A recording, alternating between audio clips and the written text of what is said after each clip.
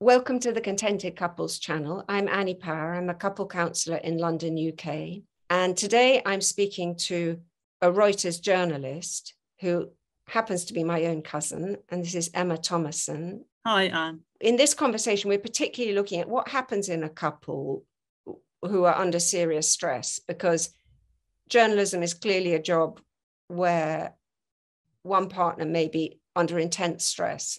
Yeah, well, I think you probably know that journalists have a reputation for having quite often, boozy lunches and, well, at least before COVID, I think journalism is a stressful profession, and one where people often are traveling away from their families. And I've definitely come across that in my career with many people whose relationships haven't made it, actually. So perhaps they don't fall into the contented couples category often enough. On the other hand, I think, quite a lot of journalists find their partners within the profession. I mean, my partner, we met at Reuters 25 years ago, and there are a lot of sort of journalist couples, I would say, who do stay together for a long time. So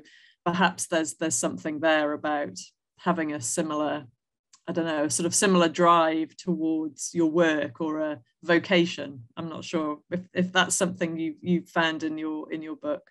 That makes sense, that having a partner who really understands that the pressure of your work could be very helpful. I'm thinking of the couples in my book who had to face mental health issues. So of the contented couples, 4 of them mentioned there had been, one of them had quite significant depression, recurring bouts of depression. So I think it's a really encouraging thing that they nonetheless were contented. It's not something that has to derail a couple. And the thing that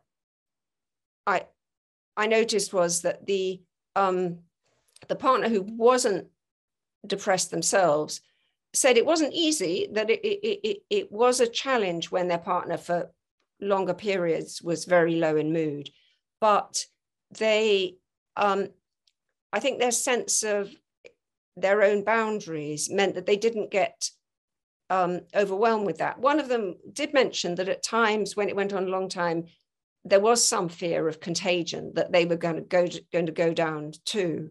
But mostly these couples, because they'd learned to manage themselves as individuals, they weren't at their partners, so they weren't trying to make them better.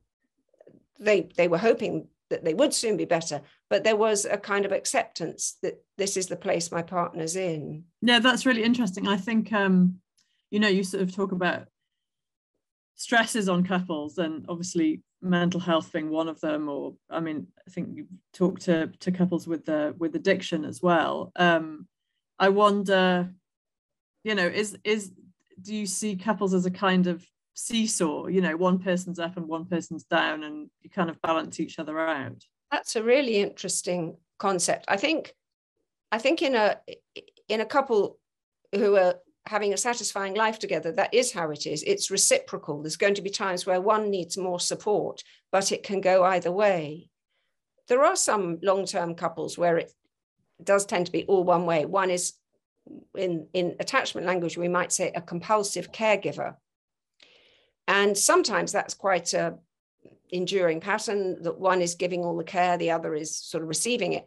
But then you tend to see these roles of parent-child developing, and it's not satisfying in the long run, that version. So I think the seesaw one, where they take turns to be supported, is a really, is a model that does work for couples. And the other thing that's interesting about mentioning a seesaw is that there is now a very recognized successful method of working with depression in couples called couple therapy for depression. It's a particular modality that increasingly people are trained in and can offer. And one reason why that can work so well is that where there's a long-term couple, and one of them's always been the depressed one, so not the seesaw thing, but if one's always been the depressed, then it's quite likely that they're both in a kind of fairly entrenched place.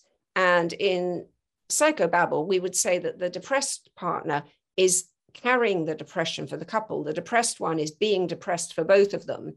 Mm-hmm. And oddly, if the one who's not depressed can get a bit more in touch with the fact that they also can be quite low in mood, the depressed one will very likely feel a bit better.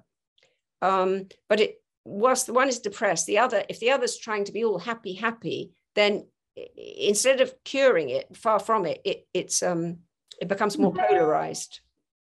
That's interesting. I mean, you also mentioned about contagion. I mean, that's something that, I wonder about. For example, insomnia. I mean, that's something that occasionally I've suffered from and my partner suffers from. And that feels like something that can be quite contagious. I mean, maybe because you start talking and worrying about sleep and then you can't sleep. I think mood, that's interesting about mood, that it isn't necessarily that having somebody happy around you it can be quite annoying if you're not feeling great yourself. What you're saying about insomnia is so interesting. I'm actually thinking this really needs a study, because I never thought to ask my contented couples, but in the people I see in couple counseling, this is so often an issue. And it is, of course, it's contagious, because one wakes up, they want to look at their phone, even if just to sort of turn it on to listen to a podcast, help them get back to sleep.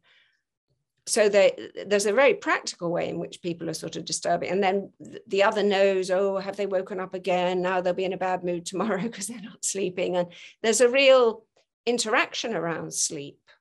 And sometimes it's polarized. One has terrible trouble, the other sleeps like a baby. But very often it does become more of a joint problem. And then of course, is the issue, do we need to sleep in different rooms? And if the couple have different rooms to sleep in, and then there's often one partner is happier about that than the other one.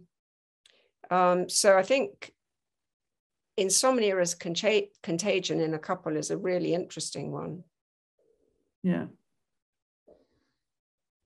And you talked about people coming through together. I mean, I guess that's the idea with your contented couples. You've talked to people who've overcome stress in relationships, or one source of stress or the other.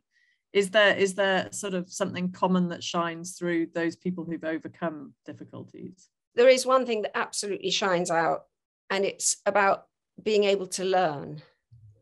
So, for example, there were two couples who had to deal with addiction. One partner had an addiction.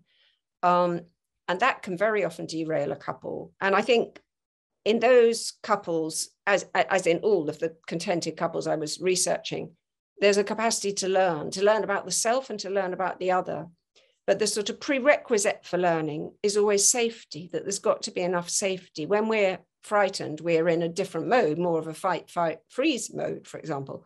And to have the curiosity to learn and to see something from a new perspective, we need to feel a degree of safety, and that will be safety in the relationship, but also safety in the self, that just the self is a reliable being. So one of the things I do slightly bang on about in the book is our own attachment security. And if we are lucky enough if people have the great blessing of growing up with secure attachment, or the opportunity to sort of repair their attachments, maybe through therapy or some other means, before choosing a partner, they're more likely to choose someone where there's a satisfying relationship. But a relationship itself can be a place of repair, but there has to be enough safety that there can be the learning, because otherwise it's just more polarization with the blaming of the other. These partners were able to hear what the other one was saying. It wasn't always easy, but they had the generosity and the courage to do that. And I think, because I kind of started talking about addiction, then I didn't really finish off where I started, but I think that was about both partners being ready to learn, but also about boundaries being very good, because the non-addictive partners were able to see the trouble their partner was in. They were able to hold a firm line about what wasn't good enough. But because they didn't feel the contagion, they didn't feel, oh, I've caused this, or what does this say about me? I mean, they were open to that, but they weren't drawn